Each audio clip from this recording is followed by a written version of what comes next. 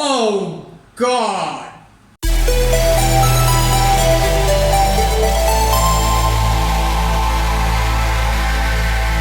Greetings Wanderer, this is Atlas here and welcome to the Void. Today I'm going to be reacting and breaking down a song called Blood and Guts from the Berserk original soundtrack. This is the winning entry from a poll that I did a couple days ago in my community tab in YouTube. And as you can see here, among the other options were Murder and Forces, but Blood and Guts won by a long shot with 70% of the votes, and 5,000 plus people participated in this particular poll. Thank you very much to all the people that participated, of course. Before I forget, I would like to mention that I did a previous breakdown of another song from the Berserk soundtrack, which is God's Theme. So I'm gonna leave that in this card right here in case you want to check that out, okay? Also, I would like to mention that I have a Patreon where starting at $1 a month, you can participate in the machinations that sway the influence towards what I'm going to be breaking down next. So the link to that is going to be in the description of this video. So at this point, I'm a little bit more familiar towards the Berserk manga specifically. I'm not really in touch with the Berserk anime because I haven't watched it yet, but I've read a couple of manga issues, like the first couple of issues from the Berserk manga. So I'm more familiar with the characters in the manga as well as the main character, which is Guts, of course. And I'm loving it so far. However, I'm gonna tell you that I doubt that I will be able to find time to read the 360 plus issues that there is of the manga, so I might have to cheat there a little bit and read like the wiki on fandom or something like that, But nevertheless, of course, I'm looking forward to hear this particular track because God's Theme was a very special track for me. It was it hit the core, let's say, it hit the fiber, let's say. So yeah, looking forward to hear Blood and Guts, so onward! Okay, coming back to Berserk, Blood and Guts. Oh, by the way, this is the 2016 version of the song, okay? Boom.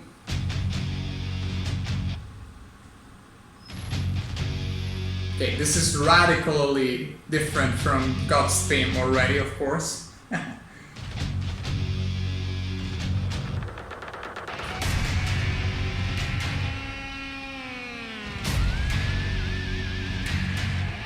Okay, we have a lead guitar doing some whammy bar craziness.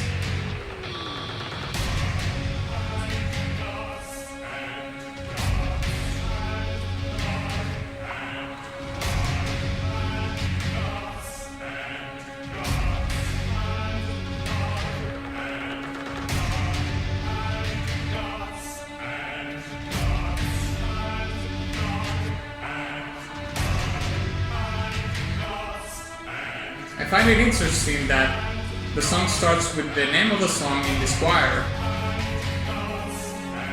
over and over.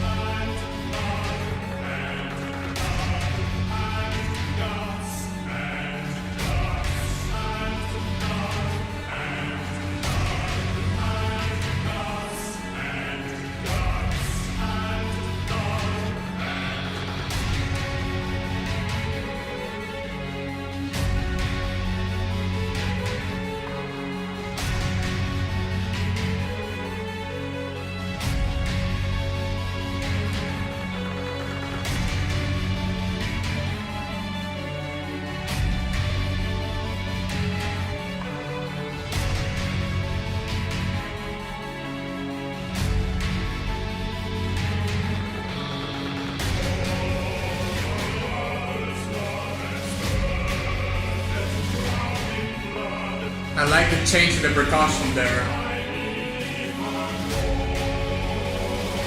It's going towards more of a martial feel.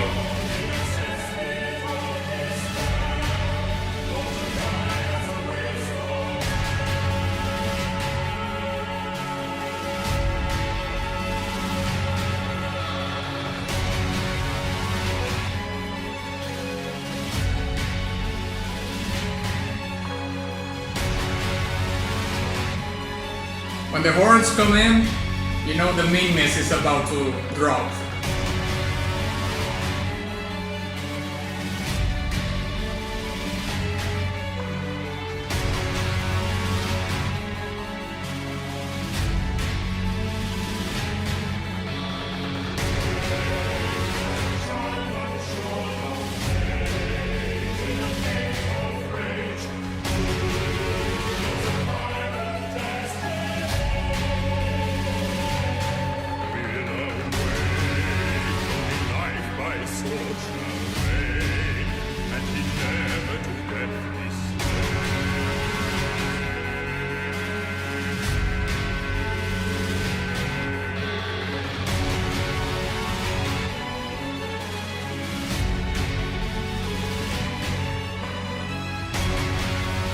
Quite a thespian, theatrical approach to the singing.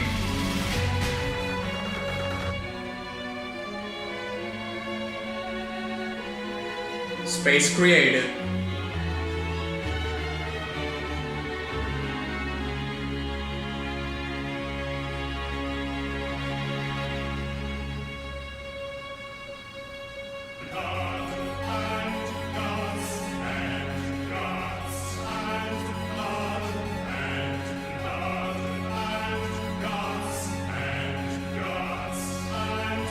I love the ping pong effect in the synthesizer.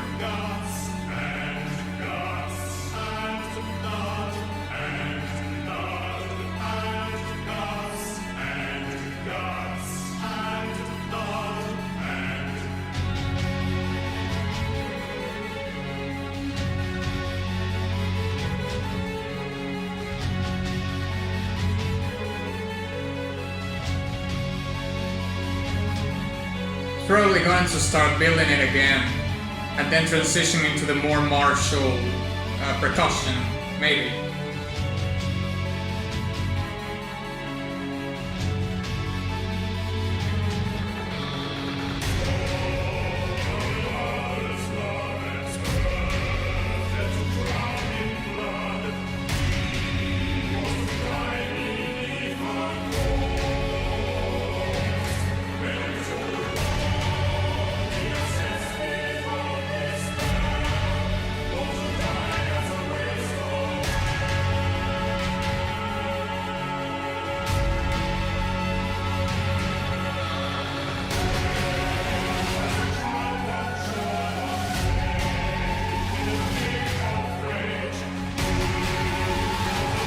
We have a female voice incorporated.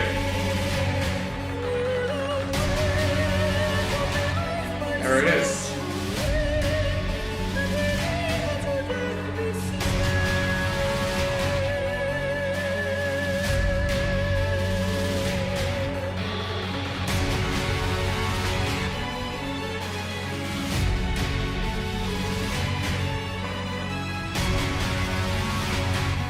So me and the horns.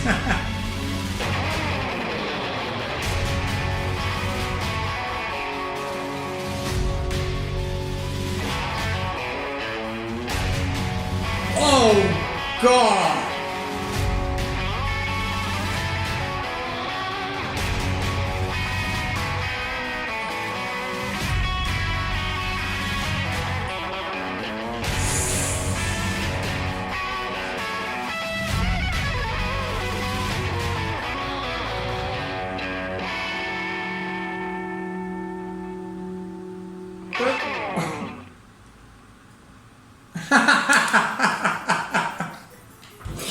That was amazing, that thing at the end, mate. Come on.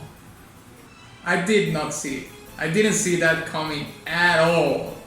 But that was kind of the fun thing about it, because remember that I was saying like yeah, probably the song is going to, you know, build up again and transition into the martial percussion and so on and so forth. So I thought at the time that I had figured out the track, the rest of the track by the mid of it, but that was totally not the case. And just at the end, you know, the composer decided to have this sort of lead.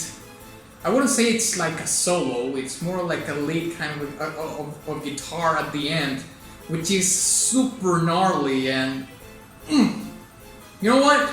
I'm just gonna stop right there, because otherwise I'm just gonna start doing the breakdown right here. But we're definitely going to talk about the electric guitar at the end. Okay, I'm just gonna stop. Let's jump into the breakdown right now. So let's break it down.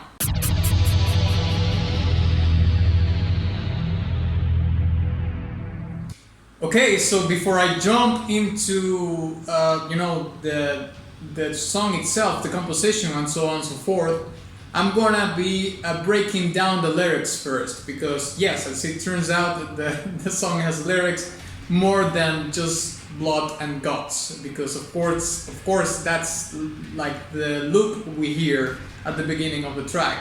And you know, that being the loop of the song for a brief for a part of the beginning of the song has a purpose, which I'm going to be explaining later in the breakdown. But first, I would just want to say that, of course, Blood and Gods is basically, you know, like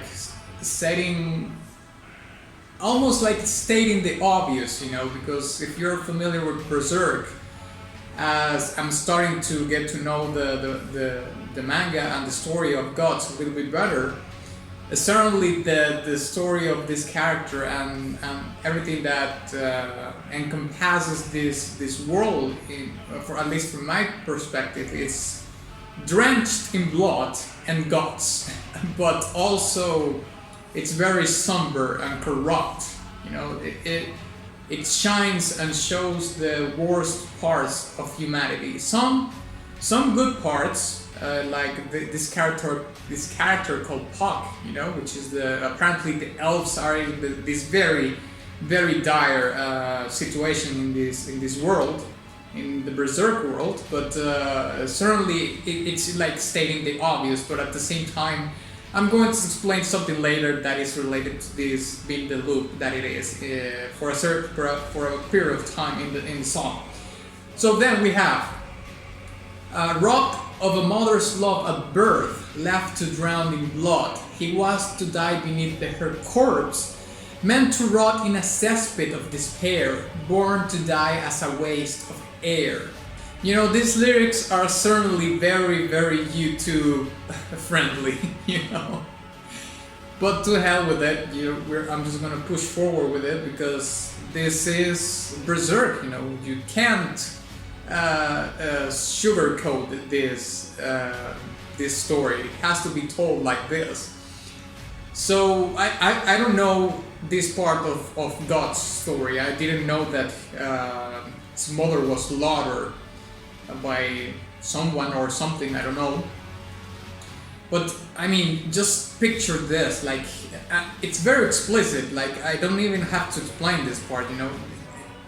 God's what when he was a child, he was supposed to be dead because his mother was slain, and he was thrown in a pit with his mother's body, you know, just gouging blood. I don't know how she was slain, but probably was a very horrific death or something. And imagine like he was supposed to die, but not by the hand of the sword or whatever that slain her, but by drowning in the blood of his own mother. Like that's, I mean, It's sick in both ways. Like it's sick as a storytelling resource. It's very gruesome, but at the same time, it's sick to think that you would leave a kid to die by drowning in the blood of his own mother. It's like it's heavy stuff, and born to die as a waste of air. It's like whoever slain his mother considered his mother and him so worthless that they didn't even deem them worth of breathing air. Like how I can't find the words to articulate this, but at the same time, it's like, I mean, it's unimaginable for me to conceive someone that would despise someone as much, but maybe because I'm not in that situation, because probably me being in God's situation, probably he thinks the same thing of the person that slain his mother, or the thing that slain his mother, but probably how he feels about the world in general, the people that surrounds him, because no one came to rescue him, no one came to rescue his mom when she was in peril, and probably he has lived all his life feeling like a waste of air, but at the same time seeking revenge upon this atrocious thing that happened to him, of course. Now the following part says, raised as a child, once shorn of fate, in a fit of rage he knows a violent destiny, will await only life by sword shall reign, and he never to death be slain. Okay, I think it in this part it's playing a little bit with a paradox, but not entirely, because it says shorn of fate, but at the same time he knows a violent destiny. It's like he feels like that there's no other option than complete mayhem, chaos, dystopia, entropy, misanthropy, nihilism, just feeling like the void, emptiness. Like why I don't feel the need to kill myself, but at the same time it's like the only thing that I see as my purpose is taking revenge upon the world, maybe for this thing that happened to me.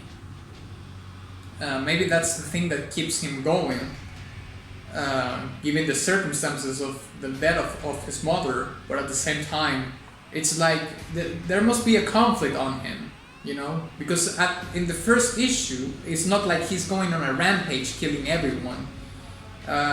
He certainly has issues, of course. It's like he doesn't even like to be touched by other people or elves or whatever it may be, because when Puck tries to comfort him or whatever, when he gets thrown into jail with the Puck, it's like he gets mad by just the touch of another person, his kin. So he's always on a defensive stance, like everything and anything is threatening to him. And how could that not be the case, given the circumstances of his past and what happened to his mother? So that's the kind of thing that I was talking with some people in my Discord. Oh, by the way, I have a Discord, a public Discord. We have an anime and manga chat there that's very booming, in case you want to check that out. The link is going to be in the description of this video. And I was telling people that the dialogue in the manga is brilliant, and it really illustrates and draws perfectly how the characters are just barely starting into the manga itself, into the issues, So That's one of the brilliant things about this character, is that it's so broken and so damaged, but at the same time, he still has a conflict on him. It's like the more famous story about this is the conflict that Darth Vader had. That most people, even Yoda and Obi-Wan thought that he was lost, but the only one that believed that there was still good in him was his son, Luke Skywalker. So in this case, it's even worse, because the only person that knows, maybe unconsciously, that there's still good in him, or that he doesn't want to succumb so much to this chaotic evil part of him, which could be very well the case, given that what happened to him, but still he hasn't crossed that boundary. He has established that boundary himself on not doing or not becoming that. Maybe it reminds him of the person or the thing that killed his mother, and said like, no, I'm not going towards that, But it's close enough to, do some maybe not so much good things in his past, or even in the current timeline right now. So apologies, I just went on a tangent there, but it seems to me like there's this conflict, and he has this conflict, and it's like he thinks right now that there's this unrenounceable, is that a word?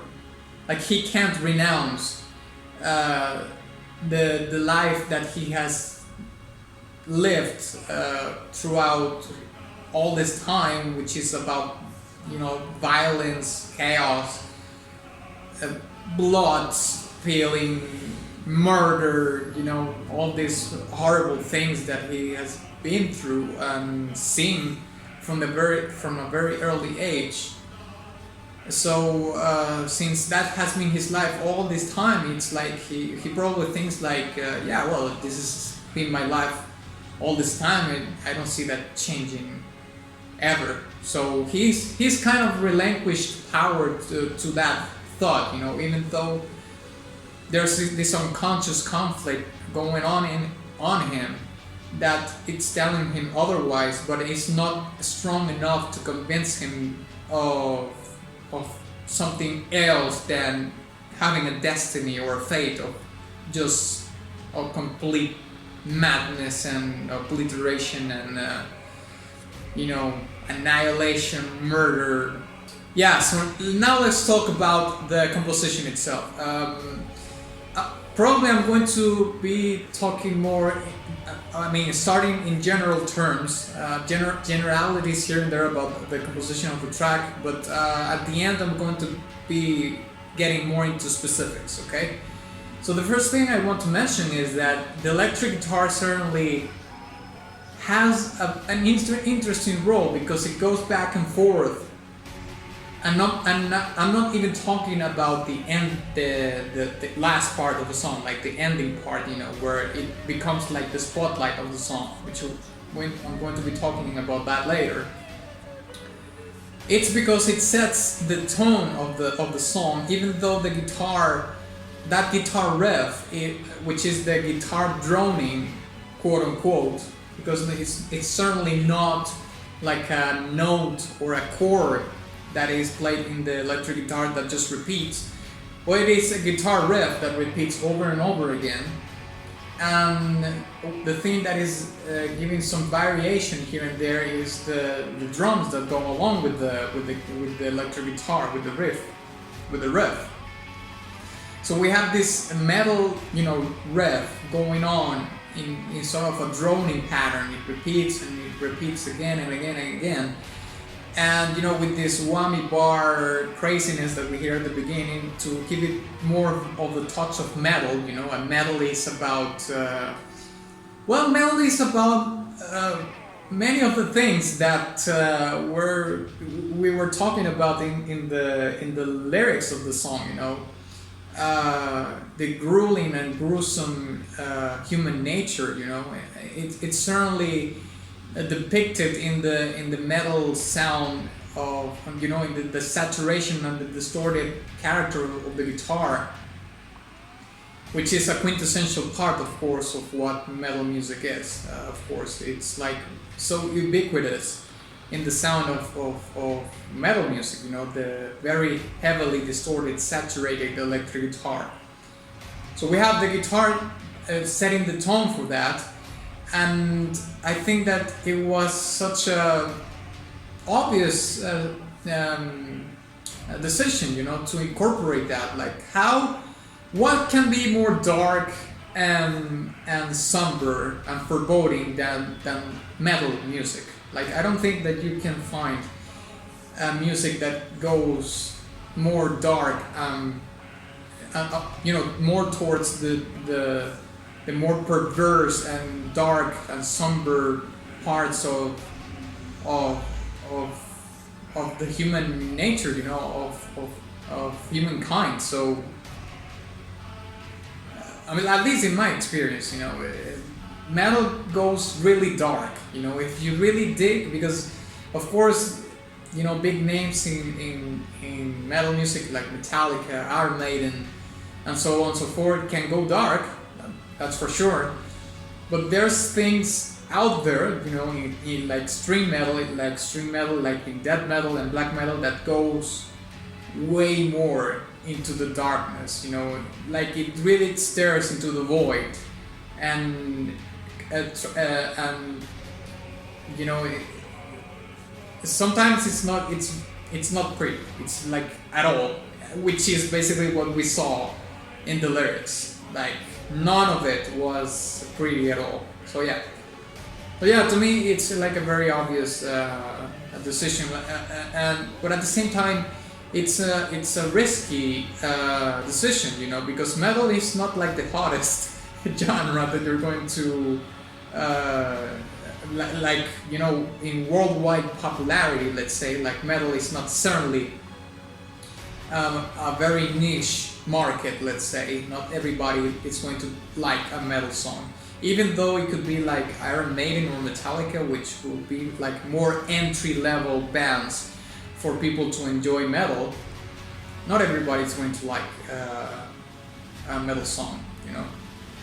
The only one of the few metal bands that have been able to be enjoyed by a wide amount of people is Metallica, because they released Nothing Else Matters, which is basically a ballad.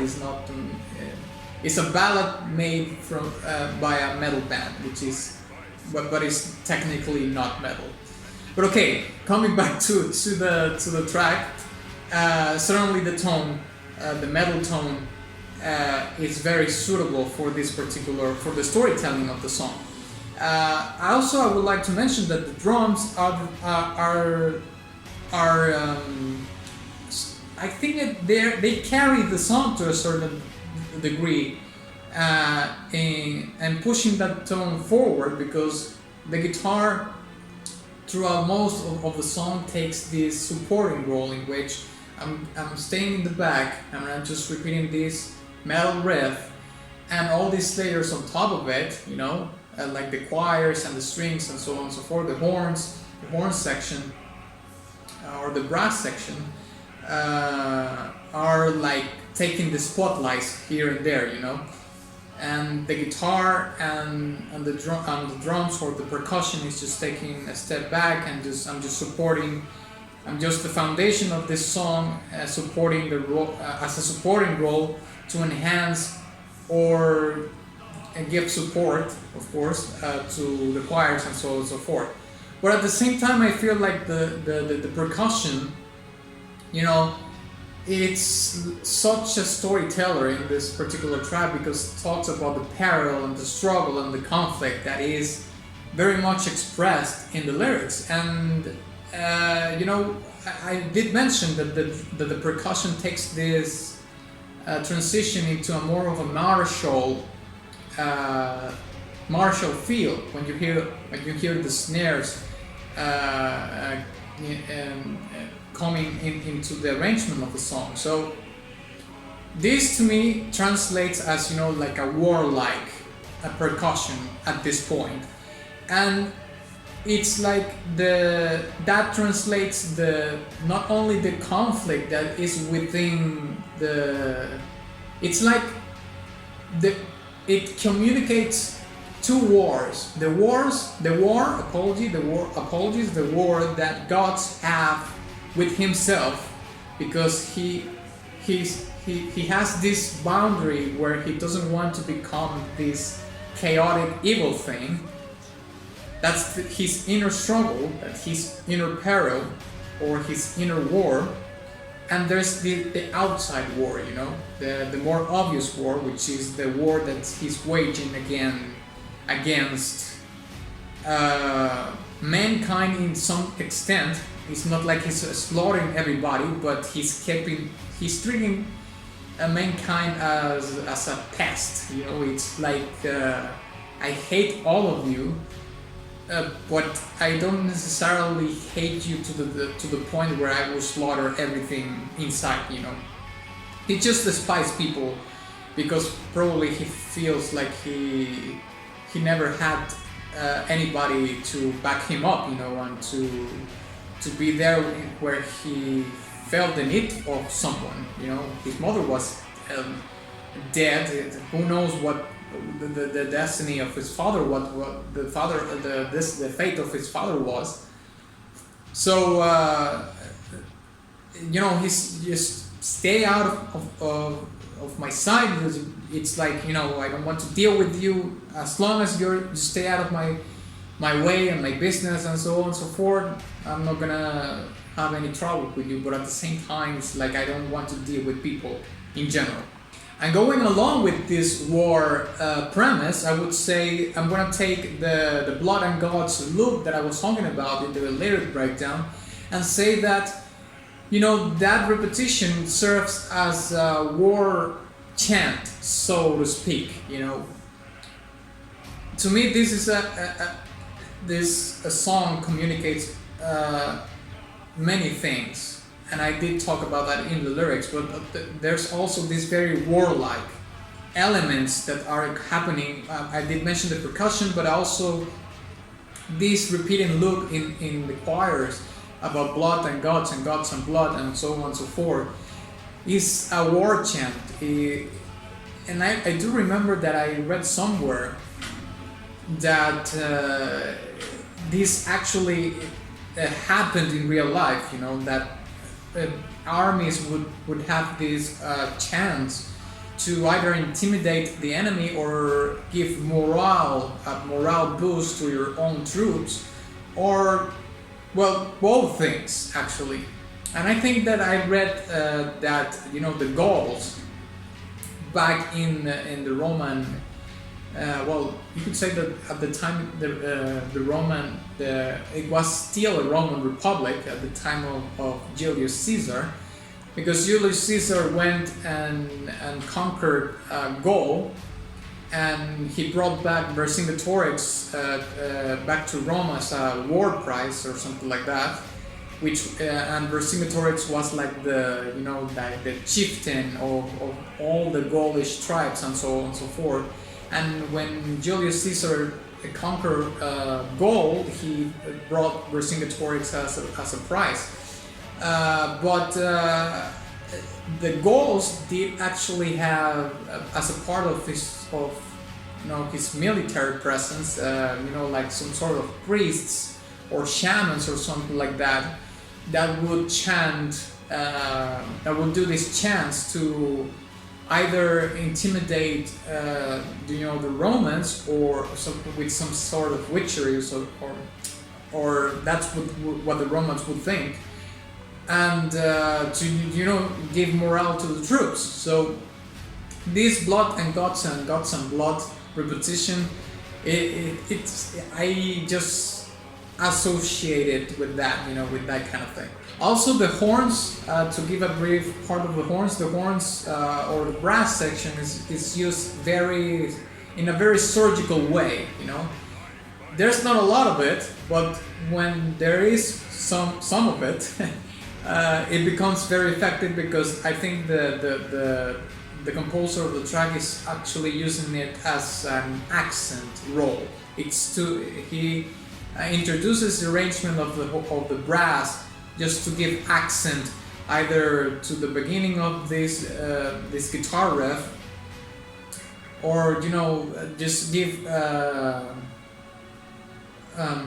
more the song more energy at a certain point to accentuate something in particular. Now, to finalize my comment, I would like to talk about of course the guitar at the end. This lead guitar at the end that was such an amazing addition to the song, at the end. First, I didn't see it coming. Like it comes out of nowhere, but in a good way. It's like it complemented the song so well. But just when you well, at least it happened to me. I just saw it in the reaction that I thought I had figured out the song, and then the composer decided to add this at the end. It was like it throws you off, but in a good way. You feel good about it. Now, this is the part where the guitar actually becomes like the very much essence and spotlight of the song. Such a good way to end the song, and it actually has this, like it ends partially on how it started, because you remember that we start with the guitar riff and we hear this whammy bar, lead things in the guitar that we hear with this kind of a squealing guitar parts at the beginning of the song, and that is kind of amplified at the end with this bluesy pentatonic lead guitar at the end, but it's very much amplified. So it's like you end the song roughly to a great extent how you started it. But at the same time, this song has a complete resolution. Like to me, this is not a song that is unresolved, and I think that even though I know that the God's story carries on beyond this very much premise of the lyrics, it says a very let's say definite resolution to the song, because the lyrics sets the thing itself. Even though you could say, well, blood and gods and blood, and it's a loop and it's supposed to continue. But yes, but remember that we established that gods at this time, it's like he sees that being the rest of his life. So it's like he already made a decision about it. It's like I made my mind about it. Like this is going to be like the rest of my life. So why even bother leaving things unresolved when this is the resolution of his own story in his mind? Of course, it's like this is going to be the end, the rest of my life. So there's nothing to be unresolved in the track itself. That was like wow. Like the cherry on top. Seriously, it was a fantastic. Of course, that was my favorite part of the whole track. That the end, the guitar part at the end was so good. It was an incredible addition to the track. So yeah, I think I'm gonna leave it at that. Okay, I'm gonna give this track a golden badge, a very high golden badge. I think it was a fantastic song, composition-wise. The metal, very fitting to the theme of not only the lyrics, but also, I would say, of the Berserk universe. But yeah, I'm gonna give it a golden badge. So thank you very much for watching this video. If you enjoyed it, please give it a like and share it with your friend. Also, please don't forget to visit my Patreon to sway the influence towards what I'm going to be breaking down next. It starts at $1 a month. You can be part of those machinations as well. And don't forget to visit my Ko-fi profile in case you want to make a one-time contribution. Remember that I have a public Discord, the link on that on all those things actually are going to be in the description of this video. And my Teespring shop where you can get merch and all that jazz. And of course, ex nihilo, nihil fit.